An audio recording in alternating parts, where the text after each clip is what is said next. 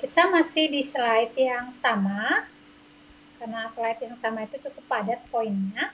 Nah, sekarang kita melihat tadi ada masalah-masalah dalam pertulangan ya, apa saja. Lalu kita melihat penyebabnya gitu. Ketika kita tahu penyebabnya, nanti kita tahu bagaimana solusinya gitu ya. Nah, ketika ada permasalahan dalam tulang itu tidak satu satu alasan atau satu penyebab ya, tapi bisa banyak. Mungkin dia punya trauma gitu ya, dia pernah jatuh gitu. Seperti saya waktu masih kecil, saya pernah jatuh gitu dan cukup sering jatuh ke selokan, jatuh ke tempat yang jauh gitu ya, yang tinggi gitu. Karena terlalu iseng dulu ya, terlalu ingin melakukan banyak eksperimen gitu ya, jatuh ke parit gitu, pengen berjalan dengan mata tertutup. Terus di parit itu kan ada kayak bangun jembatannya gitu ya, ternyata ya saya mencoba menjalani jembatan itu jatuh gitu dengan mata tertutup. Wah, itu masalah gitu ya. Lalu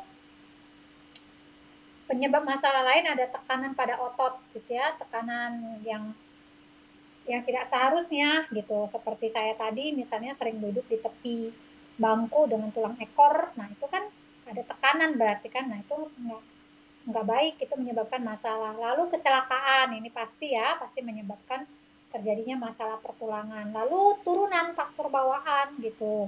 Nah, bukan berarti tidak bisa diperbaikin ya faktor turunan ini gitu. Karena ya dunia modern mengatakan itu genetik gitu ya. Tapi sebenarnya logikanya seperti ini. Apa yang kita makan di dapur oleh seorang ibu, maka anak juga akan mengikutinya gitu.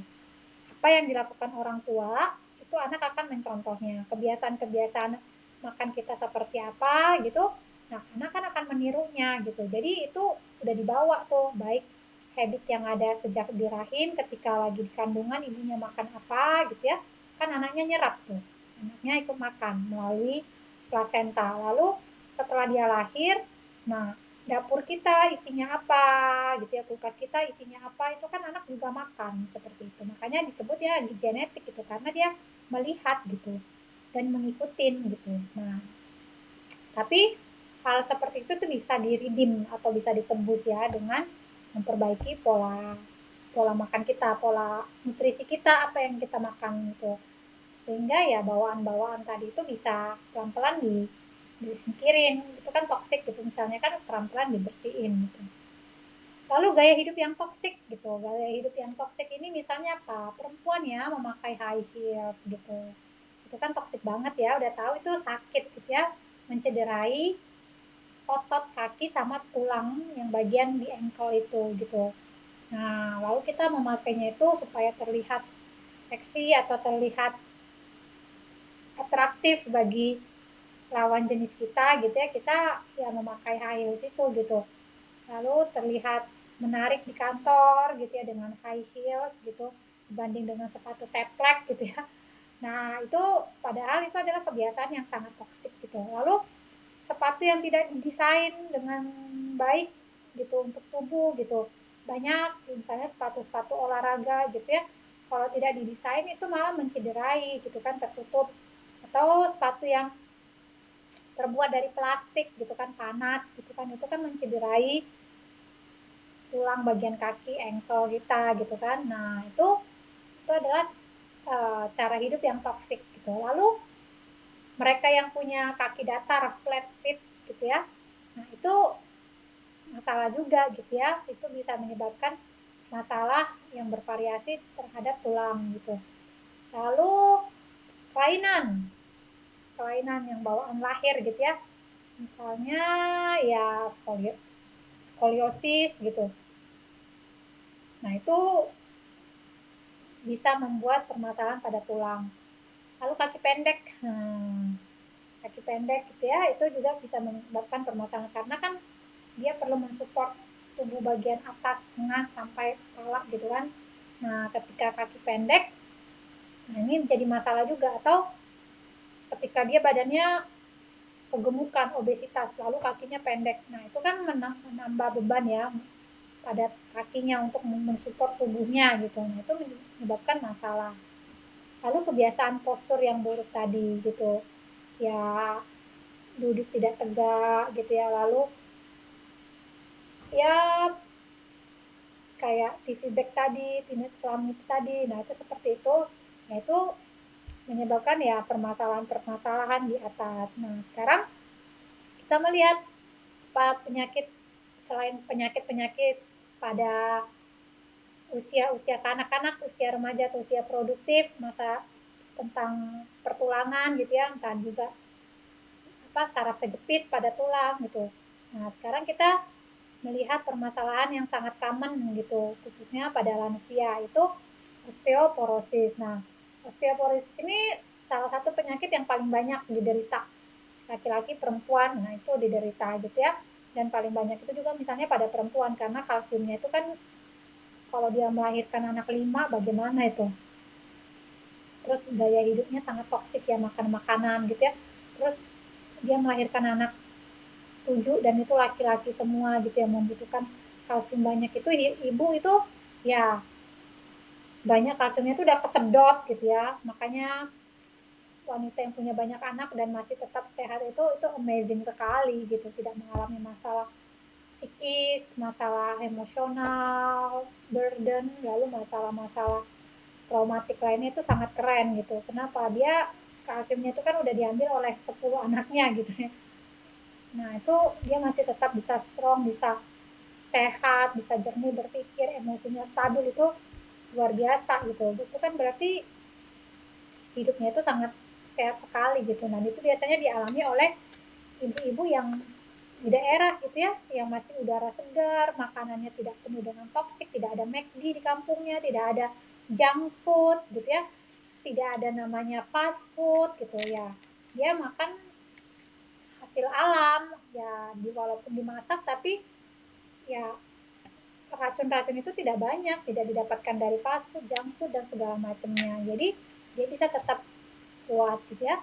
Tapi ya kalau misalnya udah makin usia ya nanti mengalami namanya osteoporosis. Ini salah satu penyakit yang paling banyak. Nah, ini osteoporosis ini masalahnya kenapa? Karena masalah protein yang mempengaruhi matriks struktur tulang. Kita tahu ya bahwa tulang itu dibentuk dari kalsium dan asam amino. Asam amino itu kan bukan makanan sel ya, tapi itu membentuk struktur tubuh.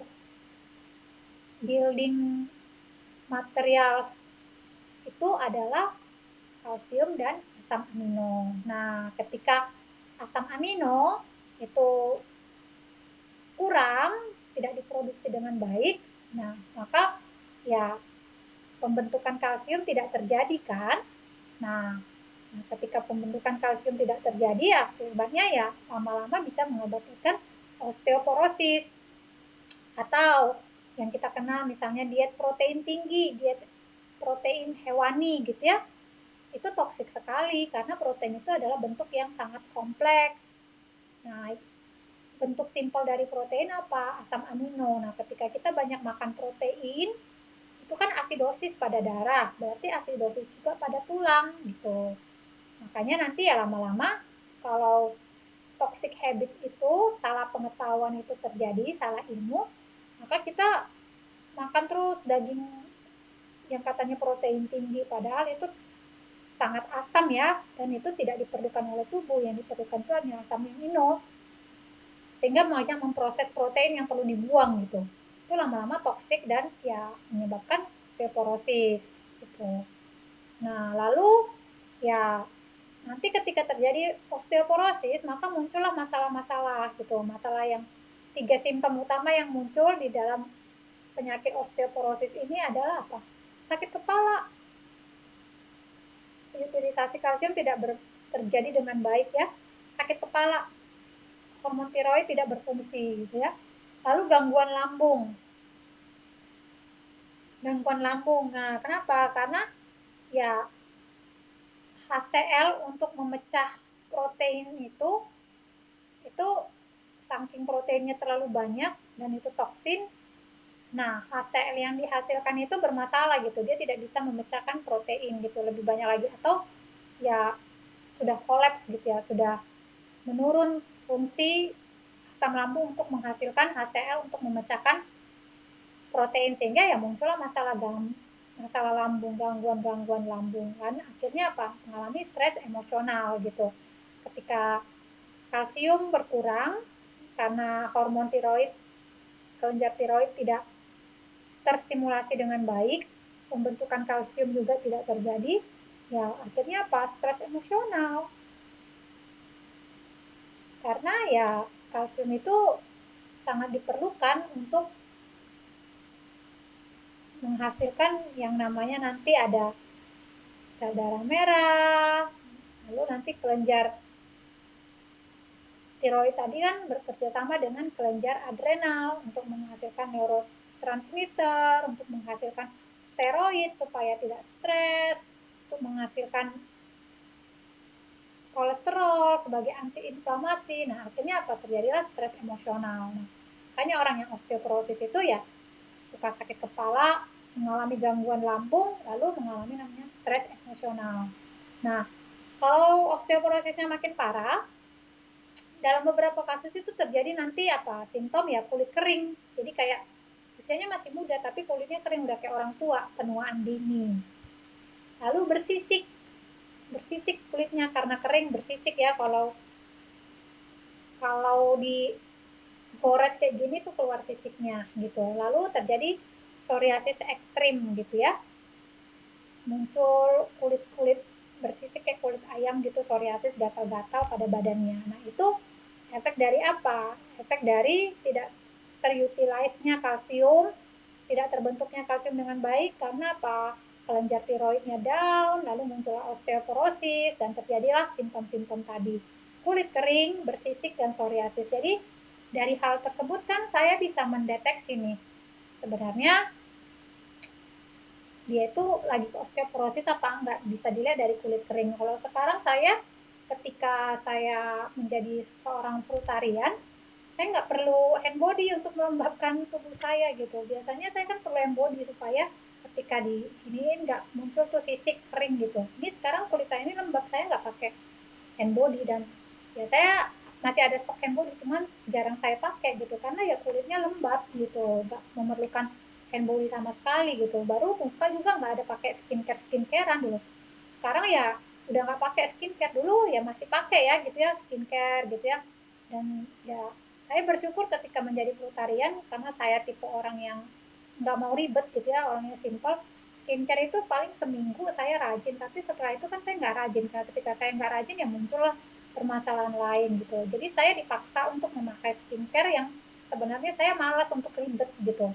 Nah, tapi ketika menjadi frutarian, saya nggak memerlukan skincare lagi, nggak memerlukan serum, karena ya kulitnya udah lembab dari dalam ya, karena sistem itu diperbaikin. Dan ya saya juga jadi nggak malas pakai pembalut lotion gitu ya, karena ya ritual-ritual itu bagi saya ternyata cukup melelahkan, dan saya kayak dilepaskan aja dari ritual yang unfaedah itu bagi saya gitu kan. Karena apa, saya sekarang sudah menjadi seorang frutarian dan itu memberikan kelembapan pada kulit saya, dan juga ya masa tulang saya juga terkoreksi, sistem postur saya juga terkoreksi, banyak hal terkoreksi gitu ketika saya menjadi seorang frutarian gitu ya. Emosional saya juga stabil, saya nggak pernah mengalami namanya gangguan lambung gitu ya. Sakit kepala, dulu merasa suka sakit kepala gitu ya, kayak kepala nyeri, kepala panas, nggak ngerti gitu ya nyerinya di mana gitu. Tapi sekarang kayak gone aja gitu, sampai lupa tuh. Nah, itu yang karena apa? Karena ya sistem kita melalui makanan sehat, nutrisi tinggi itu dikoreksi pelan-pelan. Nah, ini ada solusinya. Solusinya apa? Ketika kita mengalami masalah-masalah tulang pada slide yang tadi sama masalah osteoporosis, solusinya apa? Memperhatikan nutrisi. Kembali kepada nature. Nature itu akan men-take care dirinya sendiri. Nature akan menyembuhkan dirinya sendiri gitu. Nah, tubuh kita ini kan alami, bukan terbuat dari robot gitu, tapi alami, terbuat dari tanah. Jadi dia akan menyembuhkannya ketika kita memberikan nutrisi yang tepat yang dihasilkan oleh bumi. Ya, frutarian, menjadi orang yang makan sayur yang tidak dimasak atau sayur matang gitu, untuk menghasilkan asam amino gitu. untuk membantu pembentukan tulang dan struktur tubuh gitu. Nah, itu berarti memperhatikan nutrisi. Lalu makanan rendah protein. Nah, kalau mereka benar-benar mau sembuh dari masalah pertulangan, ya harus diperhatikan makanan rendah protein gitu ya, tidak perlu protein tinggi, itu toksik. Yang perlu asam amino, dan asam amino banyak di buah-buahan dan sayuran. Atau kalau dia lagi bermasalah ya dan lagi mau recovery, ya stop protein selama 6 bulan, benar-benar stop, supaya apa, tidak kerja lambung tidak berat dan HCl bisa dihasilkan dengan lebih banyak lagi dan sistem-sistem lain akan terkoreksi ya. Kalau maupun protein ya konsumsilah protein nabati, bukan hewani. Misalnya ya dari tempe, tahu gitu ya, yang nabati. Sayur-sayuran, herbal, nah itu. Lalu ya perbaiki sistem lambung agar produksi HCl berjalan dengan baik gitu. Karena HCl ini bertugas untuk memecah protein yang kompleks untuk menjadi asam amino bersama dengan enzim pepsin gitu ya. Jadi HCl ini ya perlu diperhatikan, perlu di take care dengan baik ya, supaya dia berjalan dengan baik dan melakukan fungsinya.